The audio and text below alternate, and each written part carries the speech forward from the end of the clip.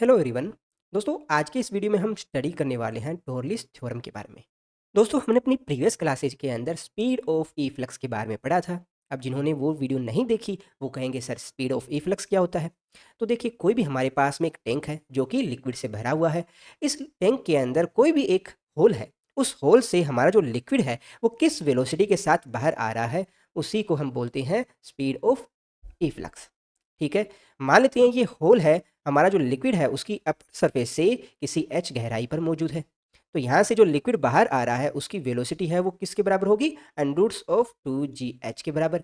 और ये वेलोसिटी हमने किस तरह से फाइंड की, इसके लिए हमने बर्नौलिस थ्योरम यूज की थी, है ना। क्योंकि बर्नौलिस थ्योरम हमें बताती है कि हमारा कोई भी लिक्विड है अगर वो फ्लो हो रहा है तो उस लिक्विड के हर एक पॉइंट के ऊपर एनर्जी है वो इक्वल होगी। मान लेते हैं कोई भी दो पॉइंट हम अपने पास में पॉइंट 1 एंड पॉइंट 2, यहाँ पर पॉइंट 2 है जो हमने होल पर माना है। तो पॉइंट 1 और पॉइंट 2 पर जो एनर्जीज है वो इक्वल होगी। और यहाँ पर हम एनर्जी कौन कौन सी कंसीडर कर रहे हैं, हम देखेंगे हमारा जो लिक्विड है उसकी काइनेटिक एनर्जी कितनी है, उसकी पोटेंशियल एनर्जी कितनी है, और उसकी जो प्रेशर है यानी कि दबाव के कारण जो एनर्जीज है वो कितनी है, जिसको भी मैं पीई से डिनोट करता हूँ।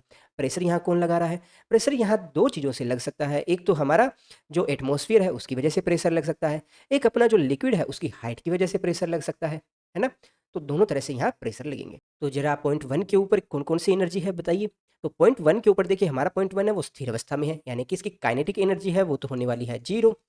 क्या इसकी कोई पोटेंशियल एनर्जी होगी, आप कहेंगे भाई बिल्कुल पोटेंशियल एनर्जी होगी। मान लेते हैं हमारी जो ये टैंक है इसकी हाइट कितनी है, कैपिटल एच है।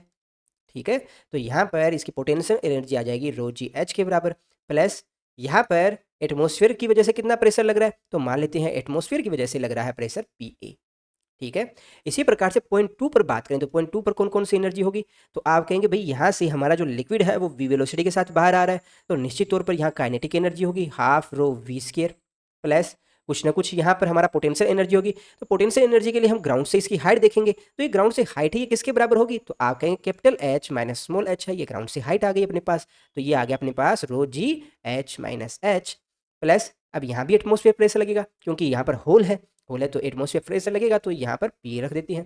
तो यहाँ पर E1 और E2 को जरा बराबर रखिएगा। तो बर्नौलिस थ्योरम है उसकी हेल्प से हमारे पास में क्या जाता है, rho G H plus P A equals to half rho we square plus rho G H minus H plus P A. ठीक है, बोथ साइड आप देख रहे हो हमारा पी ए से पी ए कैंसिल आउट हो रहा है। इसके अलावा हमारा जो रो जी और कैपिटल एच वाला पोर्शन है वो भी यहाँ कैंसिल होगा। तो यहाँ पर आप क्या देखेंगे, हमारी जो वेलोसिटी है उसकी वैल्यू क्या आ गई, अंडर रूट ऑफ 2gh। ये वैल्यू हमने किसकी हेल्प से फाइंड की है, बर्नौलिस थ्योरम की हेल्प से फाइंड की है। और ये वेलोसिटी क्या है, हमारा जो लिक्विड यहाँ पॉइंट 2 से यानी कि होल से जो बाहर आ रहा है उसकी वेलोसिटी है।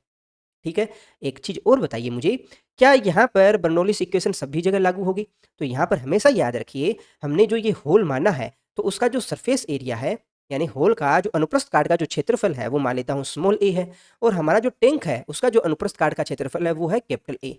यहाँ पर हमारा जो स्मॉल ए एरिया है वो बहुत कम होना चाहिए कैपिटल ए के कंपेरिजन में, तभी ये फॉर्मूला हमारा लगेगा। तो दोस्तों हमारे जो टोरली है वो है थोड़े स्मार्ट गाय। वो कहते हैं कि भाई speed of A flux find करने के लिए हम इतनी मेहनत क्यों कर रहे हैं। हम सीधा सा क्या करते हैं कि हमारा कोई भी जो लिक्विड है जिसकी हमें स्पीड फाइंड करनी है, speed of efflux find करना है, उसको सीधा सीधा हम क्या बोलते हैं, इक्वेशन ऑफ मोशन उस पर अप्लाई करते हैं और देखते हैं भाई उसकी वेलोसिटी क्या है। तो उन्होंने क्या माना कि मान लेते हैं हमारा जो ई फ्लक्स है उसकी स्टार्टिंग वेलोसिटी है 0।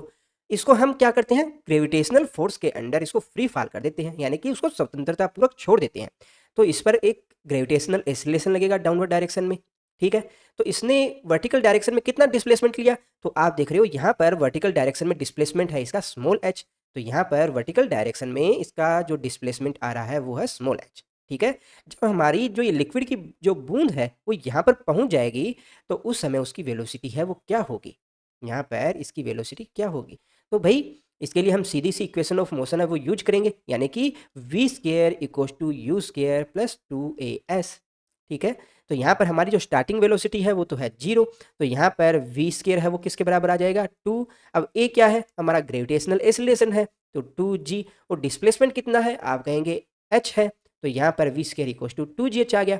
तो यहाँ पर v equals to under root of 2gh आ गया। तो टोरलिस कहते हैं कि जब भी आपको speed of efflux find करनी हो तो आपको बर्नौलिस थ्योरम है वो लगाने की जरूरत नहीं है, आप सिंपली देखिए हमारा जो लिक्विड है उसकी एक ड्रॉप लीजिएगा और उसको हम अगर फ्री फॉल करवा दें, तो फ्री फॉल करवाने पर हमारी जो इक्वेशन ऑफ मोशन है, हमारा जैसे फर्स्ट इक्वेशन है v बराबर u प्लस ए टी, अगर आपसे पूछ लिया जाए कि कितने समय के बाद में यहाँ से एग्जिट होगी, तो टाइम अपने कैलकुलेट कर सकते हैं। आप यूज कर सकते हो s equals to u t plus half a t square use कर सकते हो। आप यूज कर सकते हो v square equals to u square plus two s. तो इन तीनों इक्वेशन को यूज करके आप डायरेक्टली फाइंड कर सकते हो।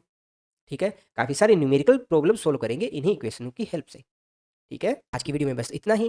किसी भी तरह का डाउट हो आप कमेंट बॉक्स में पूछेगा, कभी कोई और वीडियो बनाकर इसको डिस्कस करेंगे। वीडियो में लास्ट तक बने रहने के लिए आप सबका धन्यवाद। Thank you.